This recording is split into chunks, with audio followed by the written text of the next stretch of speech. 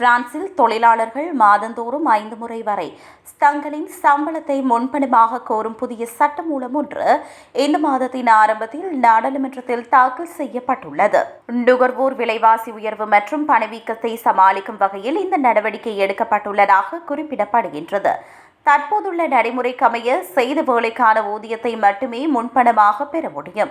ஆனால் இந்த புதிய சட்டமூலத்திற்கு அமைய ஒரு மாதத்தின் மொத்த ஊதியத்தில் 50% வரை எவ்விதமான காரணமும் கூறாமல் 5 தவணைகளாக பெற்றுக்கொள்ள வழிவகை செய்யப்பட்டுள்ளது. இந்த திட்டத்தின் முக்கிய நோக்கம் தொழிலாளர்களின் பணப்புழக்கத்தை அதிகரிப்பதாகும்.